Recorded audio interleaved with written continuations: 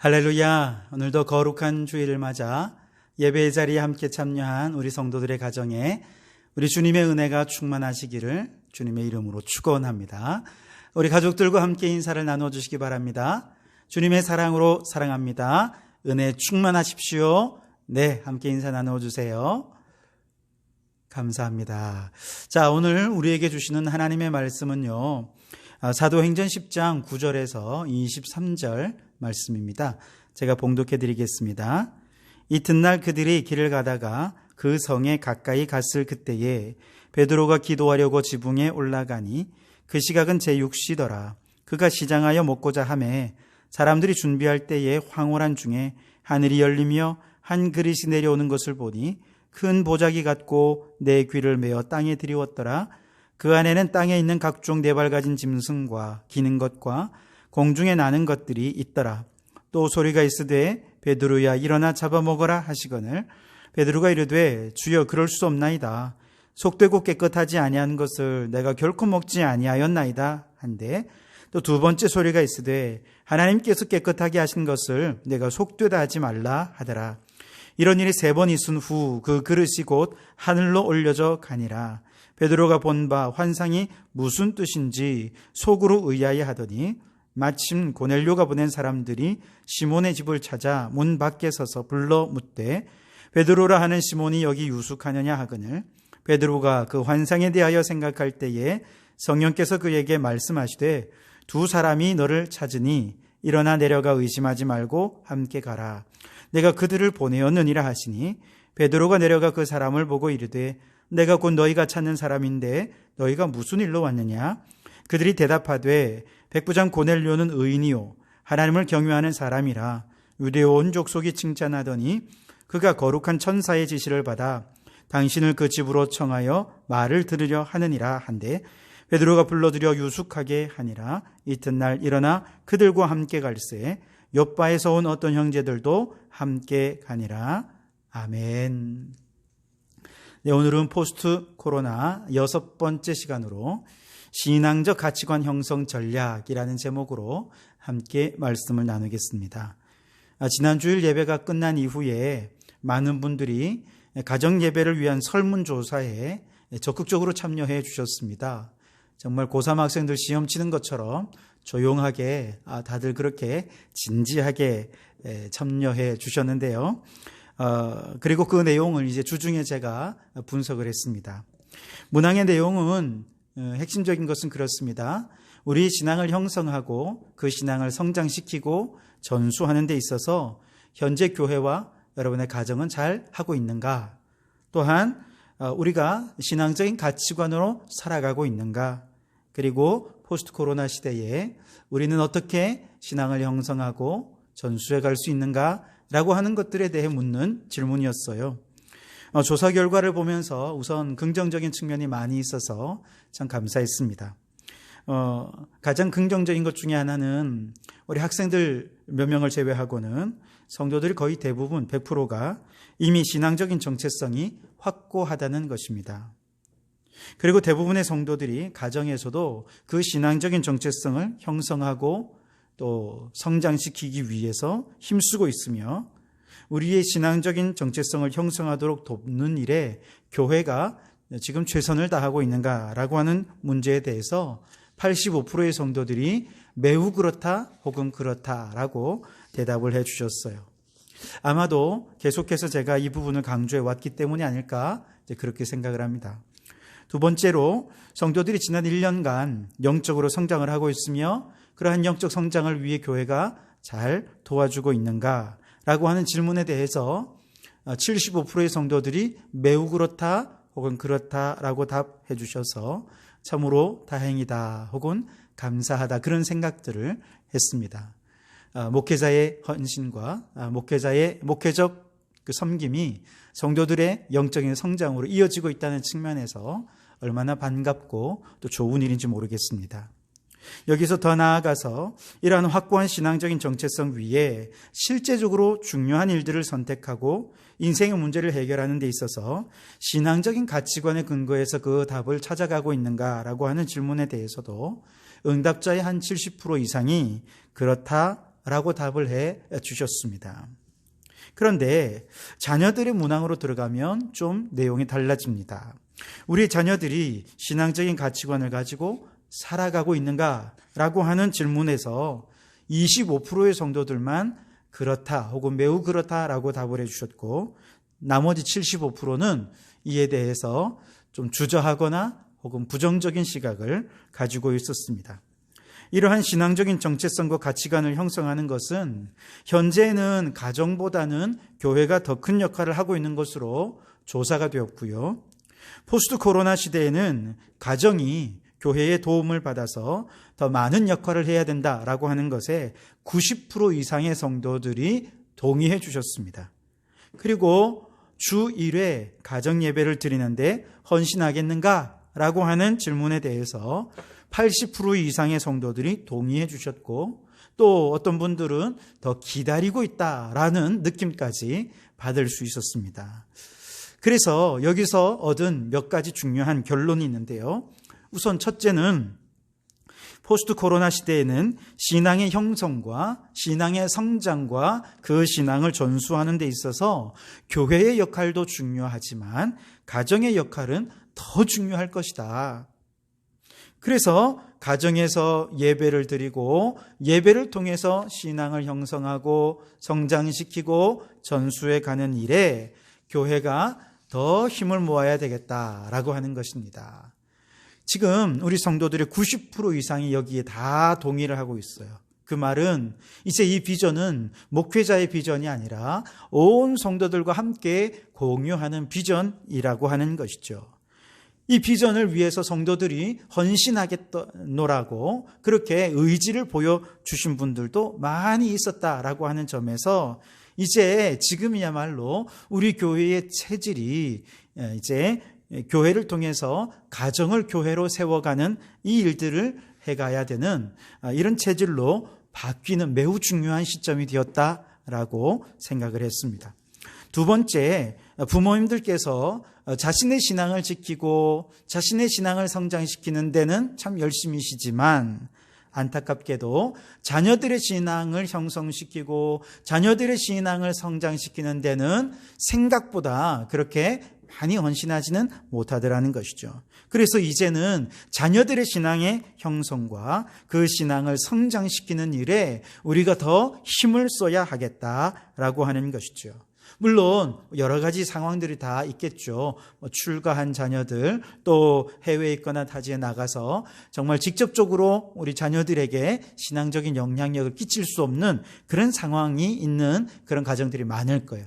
그러나 그럼에도 불구하고 현재 상황에서 우리가 할 수 있는 최선의 방법들을 찾아서 우리의 자녀들의 신앙을 계속해서 성장시키는 일에 우리가 헌신할 수 있어야 하겠습니다.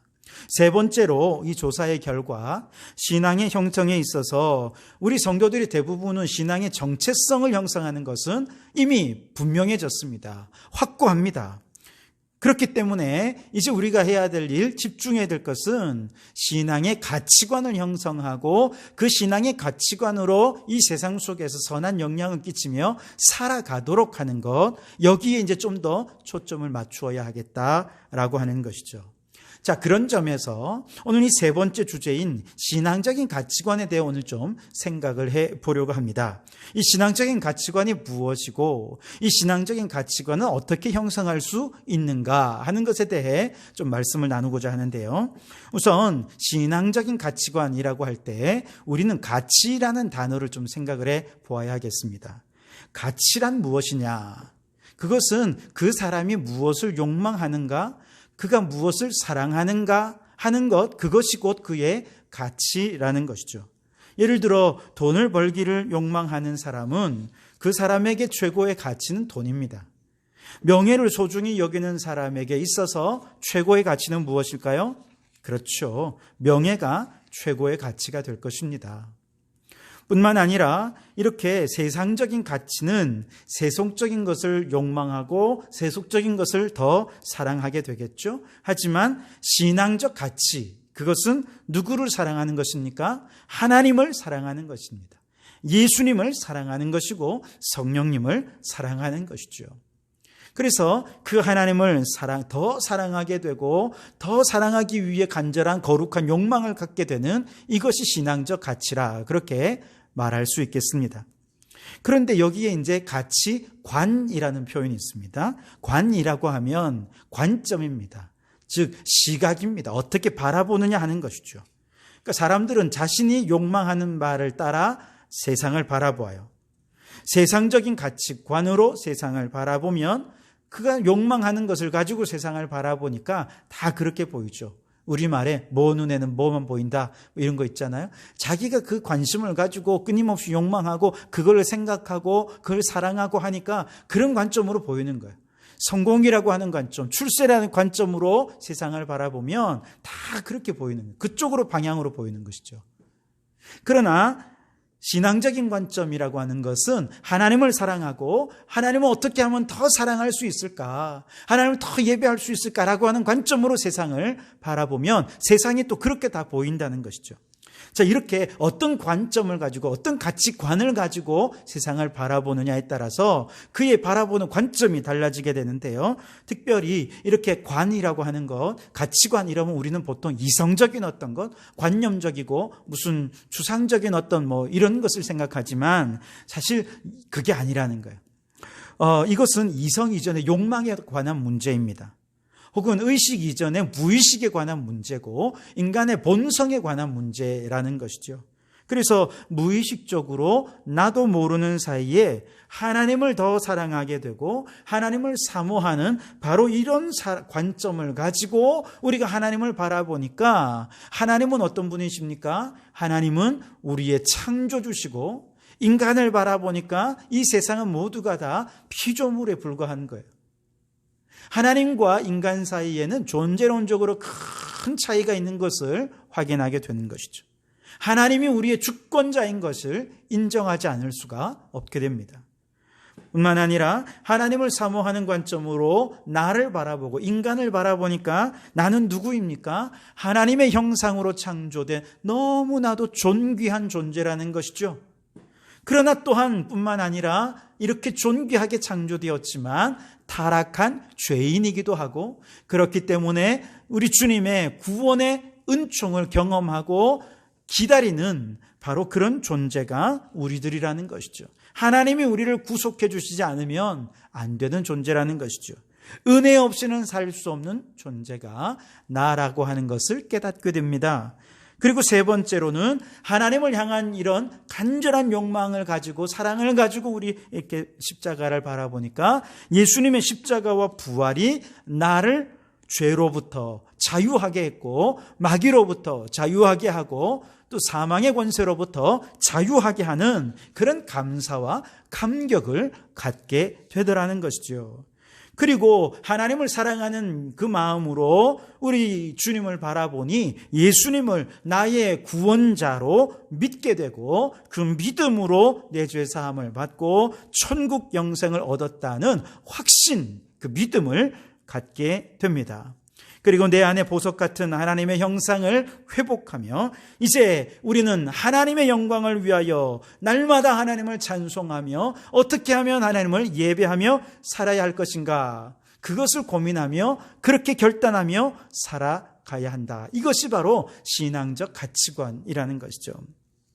다시 말해서 하나님을 사랑하고 더 사랑하기 위해 하나님을 욕망한다라고 하는 것은 이건 본능적인 거예요. 무의식적으로 우리가 그렇게 살아갈 수 있어야 된다는 것이고요. 자, 그런 신앙적 가치관을 가질 때 그 내용은 어떻게 구성이 되냐 하면 창조, 타락, 구원, 믿음, 영광이라고 하는 이 성경의 내용들이 바로 신앙적인 가치관 속에 고스란히 녹아서 이것이 하나의 관점을 이루게 되는데, 이것을 우리는 한마디로 뭐라고 얘기합니까? 복음이라 그렇게 얘기하지 않습니까? 그리고 그 복음적인 관점으로 세상을 바라보고 세상을 이해하고 세상을 해석하고 세상을 판단하고 그리고 세상 속에 영향력을 끼치는 것, 이것을 신앙적 가치관이라 이렇게 표현하는 것이죠. 아이고, 예, 어렵습니다. 그렇죠? 그러나 잘 생각해 보시면 이해 못할 것도 없습니다. 또한 신앙적인 가치관이 무엇인지 이해하기 위해서 우리는 문화가 무엇인지를 이해할 수 있어야 돼요. 왜냐하면 신앙적인 가치관은 문화에 영향을 끼쳐서 문화를 변화시키는 것이기 때문에 그렇습니다. 유명한 선교사 출신의 문화인류학자인 폴 히버트라고 하는 분이 문화에 대해서 이렇게 정의합니다. 문화란 한 사회가 가지는 특유한 학습된 행동 양식과 개념과 산물들이 서로 통합된 체계, 그렇게 표현을 합니다. 좀 어렵죠. 다 이해할 필요는 없습니다. 제가 드리고 싶은 말씀, 중요한 것은 뭐냐면 문화는 학습된 행동 양식이라는 것이죠.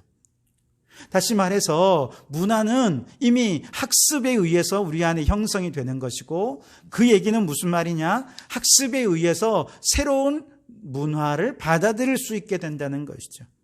오늘 우리가 타락한 문화 가운데 있다고 하더라도 우리가 거룩한 영적인 학습을 통해서 얼마든지 거룩한 문화로, 거룩한 가치관으로 변화될 수 있다 하는 이야기입니다. 자, 이런 관점으로 우리가 오늘 성경 말씀을 보시면 베드로는 유대인이었습니다. 그렇기 때문에 자연스럽게 유대의 문화를 어려서부터 익히면서 자랐겠죠. 그런데 하나님께서 지금 한 가지 환상을 통해서 베드로가 가지고 있던 유대의 문화를 깨뜨리고 변화시키고 계십니다. 그가 가진 문화는 무엇냐면 오늘 14절에 속되고 깨끗하지 아니한 것을 내가 결코 먹지 아니하였나이다, 그렇게 말씀하고 있죠. 그러니까 유대인들에게는 먹는 것도 거룩한 것과 부정한 것이 있어서 부정한 것을 먹으면 부정한 사람이 된다. 그러니 부정한 걸 먹어서는 안 된다라는 어려서부터 이런 문화들을 익히면서 자라왔다는 것이죠. 물론 이런 내용들이 성경의 레위기에 다 나옵니다만, 근데 이 유대인들이 성경의 내용을 잘못 해석해서 이것을 가지고 이방인들을 정죄하는 도구로 사용해 버린 것이죠. 그런데 하나님께서 환상 가운데 유대인들이 부정하다고 규정한 음식들을 보여주시면서 먹어라 하고 명령하시는 것입니다. 이것이 하나님께서 애초에 보여주신 복음의 관점이라는 것이죠. 즉, 그들은 비록 죄인이지만 영원히 저주받은 자들은 아니라는 것이죠. 얼마든지 변화될 수 있다는 관점입니다. 자, 그러자 베드로는 하나님께 지금까지 내가 부정한 것을 먹은 적이 없는데 왜 먹으라고 하십니까? 라고 따지죠. 그래서 이번에는 하나님께서 15절에 하나님께서 깨끗하게 하신 것을 내가 속되다 하지 말아라, 그렇게 말씀을 하십니다.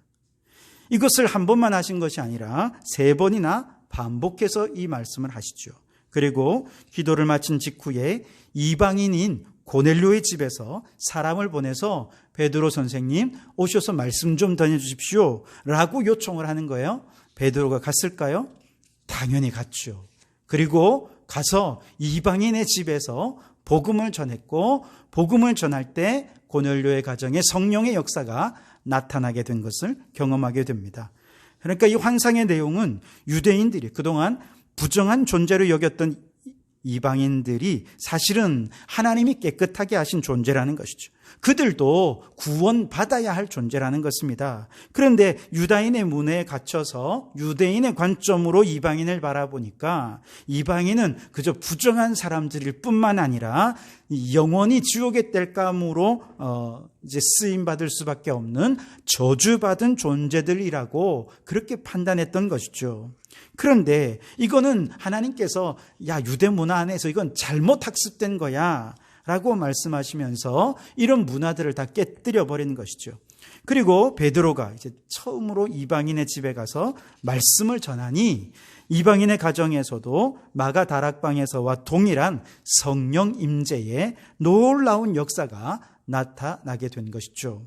학자들은 이것을 최초의 이방인의 성령 강림 사건이라 이렇게 말을 합니다.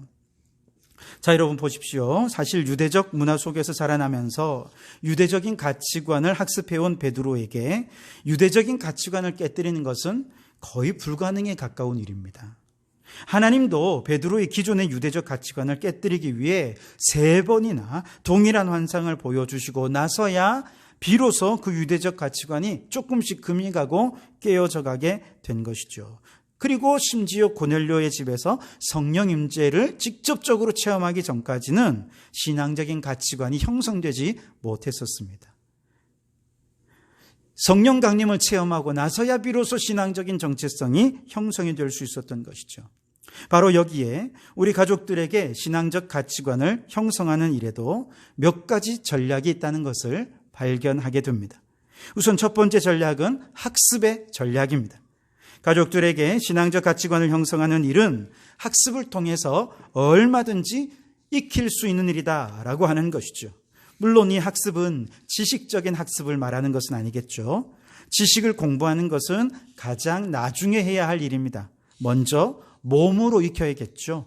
지난번에 설명드린 대로 자전거를 타기 위해 자전거 원리를 공부할 필요가 없이 그냥 자전거를 타면 되죠. 그러면서 자전거가 앞으로 나아가는 감각을 익히면 되지 않겠습니까? 마찬가지로 신앙적 가치관을 형성하는 것도 가정에서 정해진 시간에 예배를 드리고 주일 공예배를 정기적으로 참여하는 바로 이런 실천을 통해서, 이런 행동을 통해서 우리는 신앙적인 가치관을 학습하게 되는 것입니다. 성경적인 지식은 그 다음이죠. 그래서 이렇게 성경적인 가치관은 얼마든지 학습을 통해서 세상적인 가치관을 다 지우고 성경적인 가치관으로 변화될 수 있다라고 하는 것이고요. 두 번째 전략은 반복의 전략입니다. 가족들에게 신앙적 가치관을 형성하는 일은 반복을 통해서 가능하다는 것이죠. 뉴턴의 물리학 제1법칙에 관성의 법칙이라는 것이 있습니다. 그러니까 외부에서부터 힘을 받지 않는 한 물체는, 정지해 있는 물체는 계속해서 정지해 있으려고 하는 관성의 법칙이 있고요. 지금 운동을 계속하고 있다면 그 운동하고 있는 상태를 계속 유지하고 싶어하는 이것을 관성이라 그렇게 말합니다. 이건 물리학에서뿐만 아니라 사람들도 마찬가지예요. 자신이 한번 받아들인 가치관을 이거 바꾸고 싶어 하지 않는 관성이 있습니다. 한번 믿으면 그 믿음을 계속 유지하려고 하는 관성의 법칙이 있죠. 그래서 세상적인 가치관을 가지고 세상적인 믿음을 가지고 있는 사람들은 그 믿음을 변화시켜 가기가 참 어렵습니다. 그러나 이것을 깨뜨리는 외부적인 힘이 있으면 가능해요. 누군가가 이것을 깨뜨리기 위해서 도와주어야 한다는 것이죠. 하나님께서는 베드로의 유대적 가치관을 깨뜨리기 위해 환상이라고 하는 초이성적 방식으로 외부적인 힘을 가하시죠. 그것도 3번이나 똑같은 내용을 반복하셔야 했습니다. 여러분, 하나님께서 그렇게 하셨다면 우리는 또 얼마나 반복하고 또 반복해야 하겠습니까? 예를 들어 우리의 가족 중에 불교적인 가치관을 가지고 있는 분이 계시다면 여러분, 이거 스스로 깨뜨릴 수는 없습니다. 우리가 도와드려야 돼요. 그런데 이렇게 우리가 도와드릴 때 한 번, 두 번 우리가 그분들을 도와드리기 위해서 여러 가지로 애를 쓰지만 사실 쉽지 않습니다. 그러다 보면 이렇게 한 번, 두 번 했는데 변화가 없으면 또 혹은 그 저항이 심하면 우리는 쉽게 포기해버리려 하지 않습니까? 그렇지 않습니다, 여러분. 그래서는 안 됩니다. 우리의 마음속에 저 사람은 절대로 변할 사람이 아니야. 여러분, 그렇게 해서 포기해버리면 안 된다는 것이죠. 이것은 포기하지 말고 반복적으로 꾸준히 인내를 가지고 감당해야 비로소 신앙적인 가치관으로 변화될 수 있다는 것을 잊지 마시기 바랍니다. 특히 예배를 통한 신앙적 가치관의 형성은 결국 반복적으로 예배에 참석하는 의지적 참석, 이것을 통해서만 가능해 돼요. 이를 위해서 예배가 지루해지지 않고 그저 억압적인 형식이 되지 않도록 하기 위해 우리는 더 많이 고민을 하고 준비도 하고 사랑으로 섬기고 헌신하면서 정말 이분들이 기쁨으로 가정에서나 혹은 교회에서 예배에 참석할 수 있도록 우리는 그렇게 헌신을 해야 한다는 것이지요. 그리고 3번째 전략은 나로부터 변화되리라고 하는 전략입니다. 즉, 내가 먼저 변화되면 주변이 변화된다는 것이죠. 자, 오늘 말씀에 하나님의 목표는 고넬료의 가정을 변화시키는 것입니다. 하지만 이를 위해서 하나님께서는 먼저 베드로를 변화시킵니다. 베드로가 가진 이방인에 대한 이런 편견을 깨뜨리기 위해서 하나님께서는 유대인의 음식 문화를 가지고 베드로를 변화시키죠. 자, 지금도 유대인들은 코셔라고 해서 음식에 있어서 정한 것과 부정한 것을 나누고 음식을 다룰 때도 코셔법에 따라서 그 법대로 아주 엄격하게 음식을 이렇게 다루어야 정결한 음식으로 법적으로 인정을 받을 수가 있다는 것이죠. 이처럼 유대인들에게 음식의 정결 문화는 너무 뿌리 깊이 자리 잡고 있어서 베드로 당시에도 이런 음식 문화를 바꾸는 것은 거의 불가능에 가까울 정도입니다. 그런데 하나님께서는 환상 중에 이 주제에 대해서 아주 정면으로 충돌을 하시죠. 이러한 충격을 통해 베드로는 단 한 번도 의심해 본 적이 없는 음식 정결법에 대해서 기존의 가치관이 이제 흔들리기 시작했습니다. 그때에 이방인 고넬료의 집에서 사람을 보내서 베드로를 초청한 것이죠. 만일 이런 환상을 통해 유대적인 가치관이 흔들리지 않았다면 그는 이방인이 초청을 해도 결코 응하지 않았을 것입니다. 하나님께서 흔들어 주셔서 응한 것이죠. 환상을 통해 하나님께서 이렇게 흔드신 베드로의 마음에 고넬료의 집에 이제 초청을 받아서 이제 그 가정에서 말씀을 전할 때 성령이 임하는 것을 경험하면서 베드로 안에 있던 유대인의 편견이 완전히 부수어지는 것이죠. 그러면서 유대인뿐 아니라 이방인도 하나님의 형상으로 창조된 거룩하고 존귀한 존재다라고 하는 신앙적 가치관을 형성하게 됩니다. 유대인만 타락해서 죄인된 것이 아니라 모든 사람이 다 죄인이고 모든 사람에게는 다 예수님의 구원이 필요하다라고 하는 신앙적 가치관을 갖게 된 것이죠. 그래서 베드로가 깨어지고 베드로 안에 신앙적 가치관이 형성되니까 자연스럽게 베드로의 변화로 인하여 고넬료의 집에 예수님을 섬기는 믿음의 가정으로 변화될 수 있게 되더라는 것이죠. 다시 말해서 우리 가족들을 신앙적 가치관으로 변화시키려면 먼저 나 자신이 변화될 수 있어야 된다는 것이죠. 다른 가족들이 신앙적 가치관을 갖도록 변화시키기 위해서 아무리 노력해도 변화되지 않는 이유는 내가 안 변해서 그렇다는 것이죠. 우리의 전략은 내가 먼저 변해야 내 주변도 변한다라고 하는 것이죠. 내가 먼저 신앙적 가치관으로 철저히 무장하고 변화되어야 가족들이 변화될 것입니다. 그러므로 가정 예배를 나의 신앙의 형성과 나의 신앙을 성장시키는 도구로 삼는 것을 우리는 먼저 최고의 목표로 삼으셔야 됩니다. 그리고 내가 변화되면 가족들은 자연스럽게 변화될 것입니다. 가정 예배를 드리는 예배의 목적 텔로스는 신앙적인 정체성을 형성하고 신앙적인 가치관을 형성하는 것이죠. 즉 가정 예배를 통해서 우리는 창조하신 하나님, 예수 그리스도를 통해 죄인된 우리를 구원하신 하나님, 그분을 사랑하고 믿음으로 이제 하나님의 영광을 위하여 살아가려는 복음의 안경으로 세상을 해석하고 판단하고 영향을 끼치는 삶으로 그렇게 변화되어 갈 수 있다는 것이죠. 그리고 이러한 신앙적 가치관을 형성하기 위해 우리는 세 가지 전략을 살폈습니다. 첫째는 학습의 전략, 둘째는 반복의 전략, 셋째는 나로부터의 전략. 내가 먼저 변화되어야 주변이 변화된다는 것이죠.